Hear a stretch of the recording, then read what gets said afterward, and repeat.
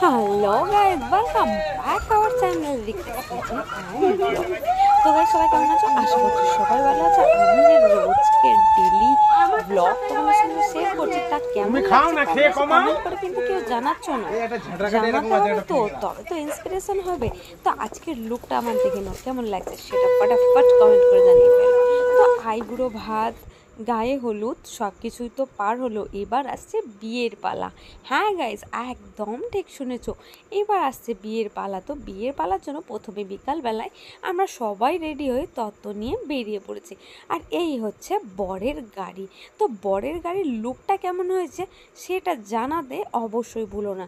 বারবার এক কথা বলি, কিন্তু তোমরা কেউ গাইজ কমেন্ট করো না, এটা কিন্তু আমার বিভৎস বাজে লাগে। যাই বলো তাই বলো, যাই হোক, তোমাদের উপর তো গাইজ রাগ করতে পারি না, কি আর করব, তোমরা হচ্ছে আমাদের সংসারের মানুষজন বটে।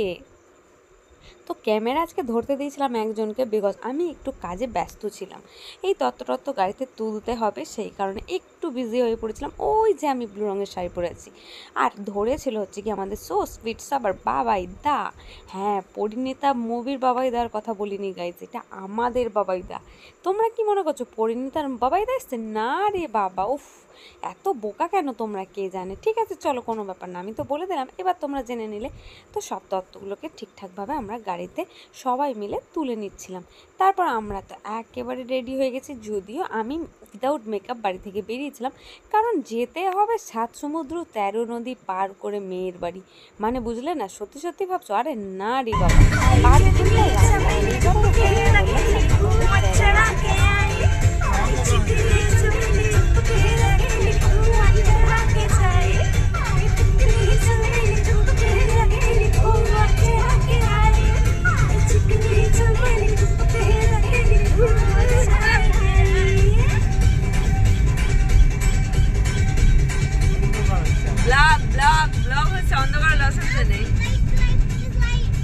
তারপর ওই আর কি গাড়িতে একটু মজা করতে করতে, গান গাইতে গাইতে, নাচতে নাচতে আমরা পৌঁছে গেছিলাম মাঝপথে, যেখানে গাড়ি সবার বড়দের দাঁড় করিয়ে চা বিস্কুট খাওয়ানো হয়। যারা আর কি 7 সমুদ্র 13 নদী পার করে মেয়েকে আনতে যায়, তারা এই জায়গাটায় দাঁড়িয়ে চা বিস্কুট খায়। তো সেখানকার লোকটাই তোমাদের এক ঝলক দেখিয়ে দিই যে সেখানে আমরা কে কী খেয়েছিলাম। প্লাস হচ্ছে গিয়ে আমাদের ছাড়াও কিন্তু অনেক বরের গাড়ি ছিল, এই যে একটা বরের গাড়ি, যারা দাঁড়িয়ে দাঁড়িয়ে এখানে চা খাচ্ছিল। শুধু আমরাই নই, দেখো এখানে রীতিমতো লাইন পড়ে গেছে খাওয়ার জন্য। তো আমাদের তো গাড়িতে ছিল প্রায় 25 থেকে 30 জন টাইপ। এই যে আমার দাদা তো একেবারে বর বেশে এখানে দাঁড়িয়ে আছে, আর আমাকে খালি বলছে দুটো পিক তুলে দে। কেমন লাগছে আমার দাদাকে বলো তো, কমেন্ট করে জানাও। তারপরে একটু স্টাইল মেরে এই বীজটা যখন হাওড়ার বীজ না, হুগলি সেতু, দ্বিতীয় হুগলি সেতু যখন বেরোচ্ছিলাম, তখন এখানটা ক্যামেরাটাকে একটু স্টাইল মারছিলাম, দেখাচ্ছিলাম তোমাদেরকে কেমন লাগে। কলকাতার রাস্তা মানে গাইজ এত জ্যাম যে তোমাদেরকে কি বলবো। তবে কলকাতায় রাত্রের শহর কিন্তু দারুণ লাগে, জাস্ট অসাম। নিঝুম রাস্তায় যে কি ভালো লাগে তা হয়তো যারা গেছে তারাই জানে। তো দ্বিতীয় হুগলি সেতুতে এত জ্যাম ছিল, প্রায় ওখানে 40 মিনিট মতো আমাদের কেটে গেছে। পৌঁছেছি মেয়ের বাড়ি, অনেক রাত হয়ে গেছে। তো ফাইনাল লুকটা যাই দেখাই তোমাদের, তো সবটা গায়ে শেয়ার করতে পারবো না, বিকজ এই 4 ঘন্টার ব্লগ যদি শেয়ার করি তোমরা তো বোর হবেই, প্লাস আমি নিজেও বোর হওয়ার, এডিট করতে করতে আমার ফোনও বোর হয়ে যাবে। তো চলো যাই হোক, সব কিছু পার করে 7 সমুদ্র 13 নদী গাড়িতে সাঁতার কেটে সমুদ্র পার করে ফাইনালি আমরা মেয়ের ভিলায় পৌঁছে গেছিলাম। ভিলাটা বাড়ির কাছাকাছি করছিল। তো এই হচ্ছে ভিলার লুকটা, একেবারে সামনে চলে এসে কনফিউজড হয়ে গেছিলাম গাইজ, আদেও এটা আমাদের ভিলা তো? কারণ এই বৈশাখ মাসে এত বিয়ে হয় যে কনফিউজড হয়ে যায় মানুষ যে কোনটা কার বিয়ে হচ্ছে রে ভাই। আর আমাদের সেরকম কেউ নিতেও আসেনি, সেই কারণে আমরা বুঝতেও পারছিলাম না এক্স্যাক্টলি যে এইটাই ভিলা কিনা।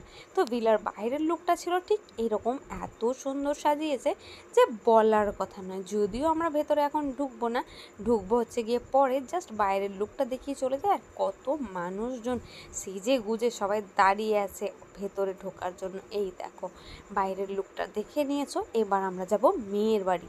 মেয়ের বাড়িতে তখন মেয়েকে আশীর্বাদ করতে অলরেডি শুরু করে দিয়েছে, কারণ এদের এখানে নিয়ম হচ্ছে মেয়ে আশীর্বাদ বা ছেলে আশীর্বাদ আমাদের পাটাতেই সারা হবে, যেহেতু আমরা আগে আশীর্বাদ কেউ করিনি।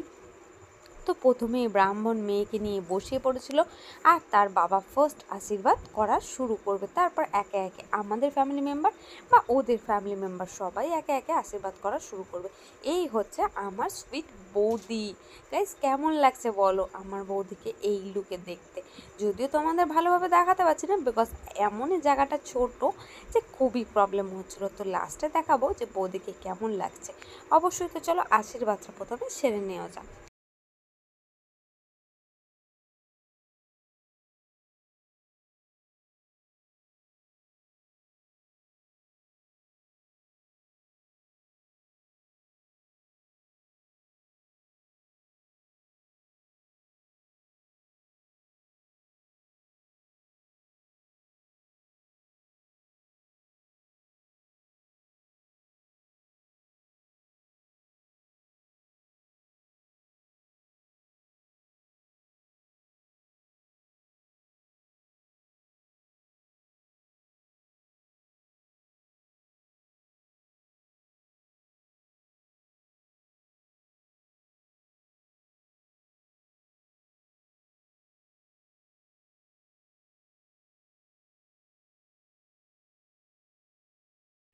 তো আশীর্বাদ তো কমপ্লিট, আবার চলে এসেছি ভিলায়। এখন বাজছে 12টার কাছাকাছি গাইস। অলমোস্ট লোকেরা খেয়ে দিয়ে চলে গেছে বললেই চলে।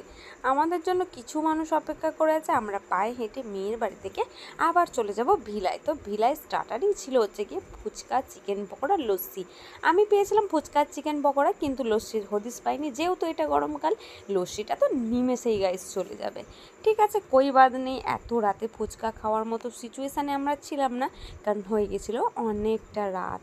তার জন্য কি দুটো চিকেন পকোড়া নিয়ে খেয়ে চলে যাব সরাসরি মেন কোর্সে কী কী হয়েছে তা তো তোমাদের সঙ্গে অবশ্যই শেয়ার করবো। তবে এখানে একটা টুইস্ট হচ্ছে গিয়ে ফুচকা ওয়ালি ছিল, ফুচকা ওয়ালা ছিল না। মানে বুঝতে পেরেছো তো, মানে লেডি ফুচকা ওয়ালি ছিল। তারপর এখানে দুটো পকোড়া নিয়ে নিয়েছিলাম টেস্ট করার জন্য যে পকোড়া কেমন হবে। বাট পকোড়া খেয়ে আমার যা গলায় লাগলো তা তোমাদের সঙ্গে কি যে শেয়ার করব। তো চলো মেন কোর্সে চলে যাই। খেতে খেতে মেন কোর্সে প্রথমেই দিয়ে দিয়েছিল ডিমের ডেভিল, ছিল কাসন্দি, আর ছিল হচ্ছে গিয়ে স্যালাড, যেটা হচ্ছে আমার ফেভারিট জিনিস স্যালাড। স্যালাড আমি যেখানেই যাই না কেন একটু বেশি করেই নিই, কারণ স্যালাড খেতে আমি ভীষণ পরিমাণে ভালোবাসি। শুধু স্যালাড বলে না, সবজি খেতেও খুব ভালোবাসি। তারপর দিয়ে দিয়েছিল হচ্ছে গিয়ে নান আর চানা, যেটা আমি নিইনি তাই তোমাদের দেখাতে পারলাম না। আর এখানে হচ্ছে গিয়ে ভাত, তারপর ছিলই একদম ভাত। ভাতের পর ছিল একটা বোধহয় খেয়াল নেই ডাল। তো মানে বিয়ে হয়ে গেছে অনেক দিন আগে। ও সরি, আলুর ঝুরি ঝুরি ভাজা ছিল, আর লেবু নুনও ছিল, সেটা তোমাদের দেখাতে ভুলে গেছি, কারণ এক হাতে ক্যামেরা করতে এতটা প্রবলেম হয় তা তোমরা ভালো মতোই জানো। তারপর চলে এসেছিলো বড় বড় বড় বড় মাছের পিস। মাছের পিসের পর চলে এসেছিলো কষা কষা মাংস। গাইস কার কার দেখে লোভ লাগছে, লোভ দেবে না কিন্তু। আমাদের যদি পেটে লাগে তাহলে কিন্তু আমি তোমাকেই ধরবো। তো চলো, রাতের ডিনারটা তো খুব ভালোভাবেই হলো, আর সেটাকে কমপ্লিট করে নেব, বিকজ মাংসটা হয়েছিল দারুণ খেতে, কী যে বলবো। তারপর দিয়ে দিয়েছিল হচ্ছে চাটনি আর পাঁপড়, যেটা খেতে আমার গাইস পার্সোনালি দারুণ লাগে। সব কিছু খাবারের থেকে ঊর্ধ্বে যায় হচ্ছে আমার কাছে চাটনি আর পাঁপড়, আর থাকে স্যালাড। তারপর দিয়ে দিয়েছিল আইসক্রিম, এটা ছিল কর্ন। এই হচ্ছে আমার মামার ছেলে, আর দুটোই মামার ছেলে, আর এদিকে হচ্ছে আমার দাদার বন্ধুরা, আরও এদিক ওদিক রিলেটিভসরা সবাই বসে বসে খাচ্ছিল। তো আমার খাওয়া হয়ে গেছে ডান।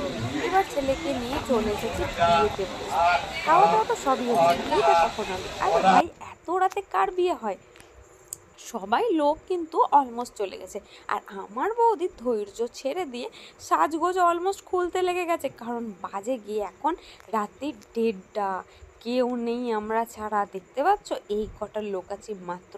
আমার দাদাকে বিয়ের পিড়িতে বসিয়ে দিয়েছে, আর এই যে মালাটা দেখছো, এই মালাটা খুব রিকোয়েস্টেড। আমার বৌদির পার্সোনালি ছিল কি গোলাপের মালা পরে সে বিয়ে করতে বসবে। তো তার জন্য আমার দাদার বন্ধুরা গোলাপের মালাটা গিফট করেছিল আমার দাদাকে আর আমার বৌদিকে। আমি বসে আছি, এই যে আমি, আমাকে দেখে চিনতে পারছো তো? আরে হ্যাঁ রে বাবা, এটাই আমি। উইদাউট মেকআপ আছি না, সেই জন্য চিনতে একটু গোলমাল হয়ে যাচ্ছে তোমাদের। আর এদিকে ছিল আমাদের মেকআপ মানে সরি ক্যামেরাম্যান দাদা। এই হচ্ছে দানের বাসনপত্র, ওরে বাপরে কত জিনিস দিয়েছে রে ভাই। তারপরে এদিকে সব কিছু শেষ করার পরে অলমোস্ট মানে লাস্ট নিয়ে আসবে মেয়েকে। তো আমার ক্যামেরাম্যান আজকে ছিল হচ্ছে কি ভাইজি, যাকে পারছি গাইস ক্যামেরা তাকেই ধরিয়ে দিয়েছি, কি আর করব বলো, কিছু করার নেই। সব সময় তো আমি ক্যামেরা ধরে থাকতে পারি না, কিছু সময় ফ্রন্টে তো আমাকেও থাকতে হবে, কি বলো? আমাকে তো তোমরা কেউ দেখতেই পাও না, কারণ আমি নিজে ক্যামেরা করি, আমি আর নিজেকে কিভাবে দেখাবো। তাই আমি ভাইজিকে ফোনটা দিয়ে বলেছিলাম যে তুই কিছুক্ষণের জন্য ক্যামেরাটা ধর। তো তোমরা দেখতে থাকো আর সঙ্গে থাকো।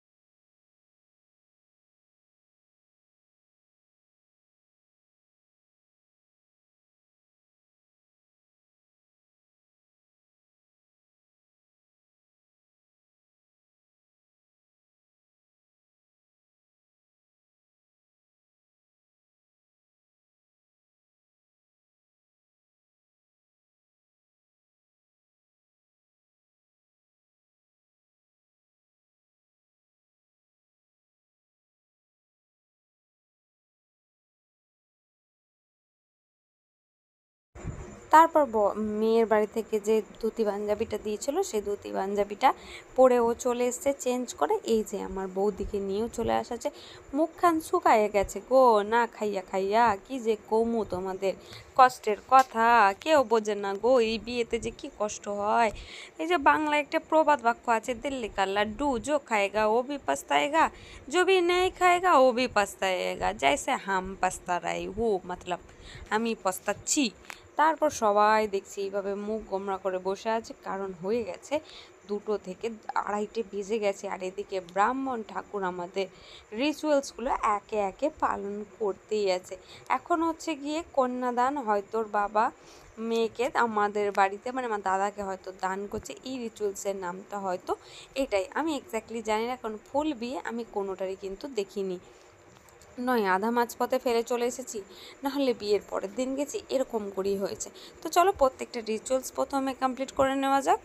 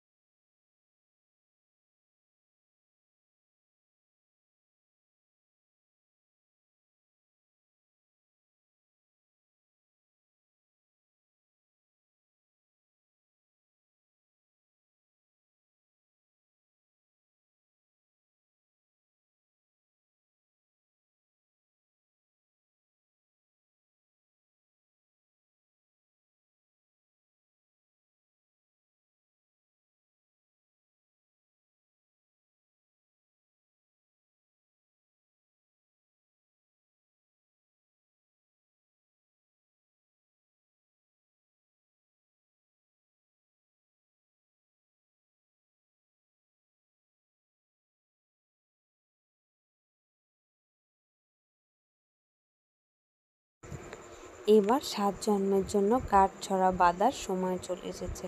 এই যে বেঁধে দিচ্ছে গাঁটছড়া, একে অপরের প্রতি সারা জীবন দায়িত্ব কর্তব্য পাশে থাকার, এইটাই হচ্ছে নিয়ম।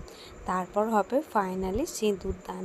প্রত্যেকটা মেয়েদের জীবনে এই আজকের দিনটা অসম্ভব একটা খুশির সুখের মানে দিন, যদি সে ভালোবাসার মানুষটা হয় তাহলে তো আর কোনো কথারই নয়। তো দুজনকে কেমন লাগছে কমেন্ট করে জানাতে ভুলো না। আর সবাইকে রিকোয়েস্ট করছি যারা যারা আমার এই ভিডিওটা দেখবে বা দেখছো তারা সবাই আমার দাদা আর বৌদিকে আশীর্বাদ করো যেন সারাটা জীবন দুজনা একসাথে ভালোভাবে ভালোবেসে কাটাতে পারে। সবাইকে নিয়ে ফ্যামিলির এই আশীর্বাদটা তোমাদের কাছে আমার কামনা রইল গাইস।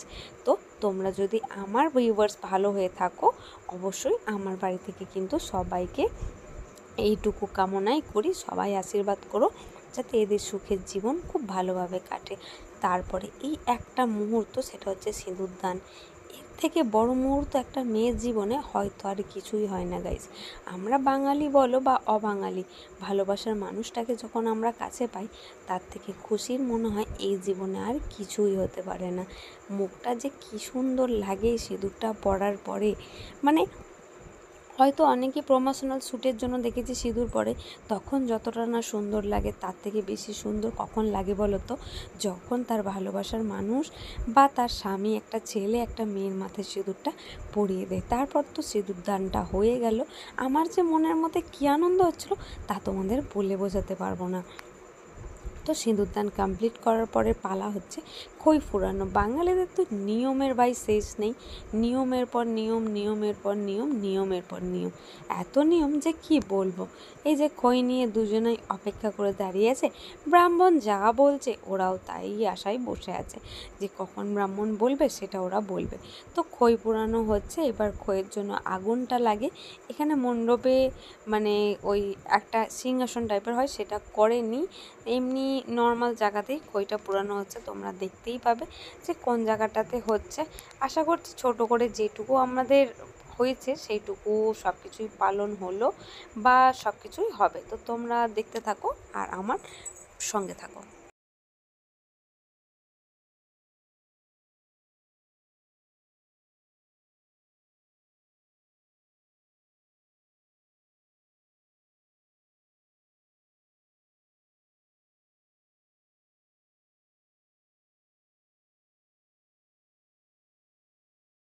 বামুন ঠাকুর বোধহয় ভুলে গেছিলো যে আগে খই পোড়ানো নয়, আগে হবে 7 পাকে বাঁধা।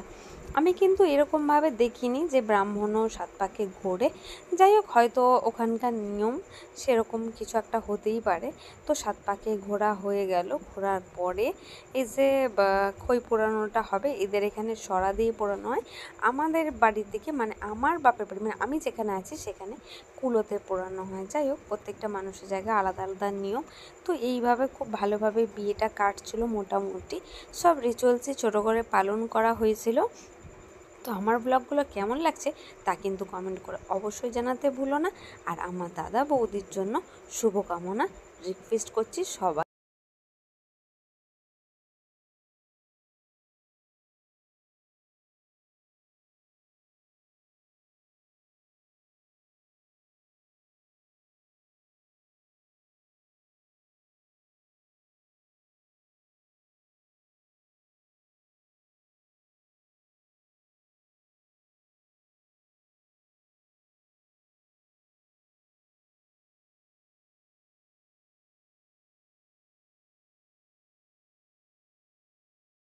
বিয়ে তো কমপ্লিট, হ্যাপি এন্ডিং করলাম এখানেই বিয়ে।